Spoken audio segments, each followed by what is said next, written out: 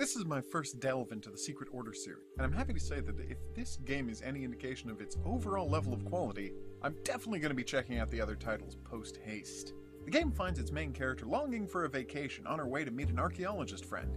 And an amazing coincidence, just as the player gets to her house, she's midway through being abducted by a group of evil dragon cultists, who drive a van, oddly. So it's off on a journey to the Hollow Earth, where dragons and humans live in harmony, except when a weird half-dragon guy tries to rile things up and conquer the overworld. Now, the hidden object criteria.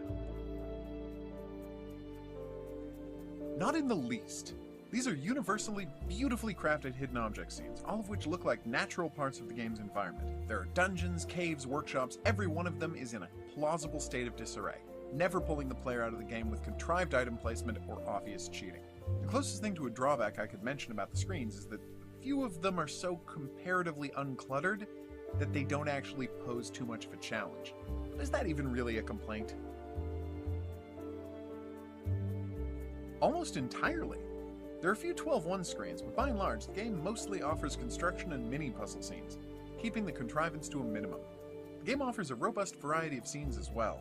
It's around 3 hours, plus a bonus chapter, and there are more than enough hidden object scenes to fill out that running time without ever feeling like the developers are just padding things out. Only one hidden object scene is ever revisited, but that second trip is completely justified within the story, and the screen itself has been partially transformed in a way that I won't spoil because it's too entertaining.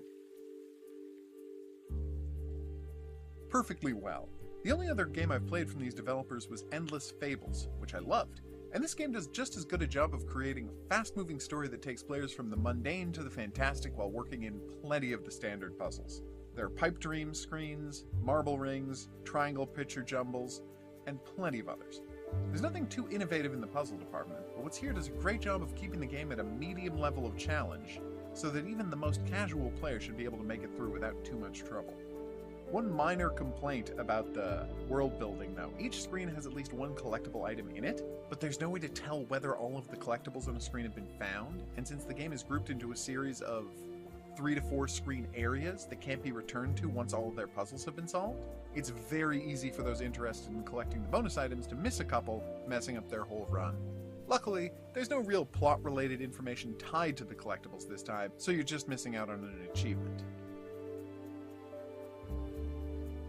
The game's title is The Buried Kingdom, and that's what everyone calls it, despite the fact that it's explicitly demonstrated to be a submerged kingdom.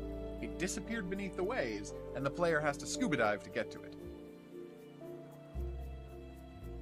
Oh, absolutely. The extra hour of gameplay has a nice side story with a good selection of puzzles and hidden object scenes that are absolutely up to the standard of the main game. This is another solid game published by Artifacts Mundi. I've been so focused on the great gameplay elements that I haven't even mentioned this little guy, the dragon sidekick the players will have for most of the game. He's almost heartbreakingly adorable, and has quickly become my second favorite fire-themed helper character in a hidden object game. Can you name my favorite one from that category? If you're the first commenter to mention it in the comments below this video, you'll win a prize! Seriously though, this is a great, brisk adventure game with high-end production values and a satisfying storyline. Absolutely worth the time for hidden object game fans. This review is based on a copy of the game provided by the publisher. If you'd like to watch the playthrough that led to this review, just click on the rectangle that allows you to do that. You can find other hidden object game reviews elsewhere on this playlist. Au revoir.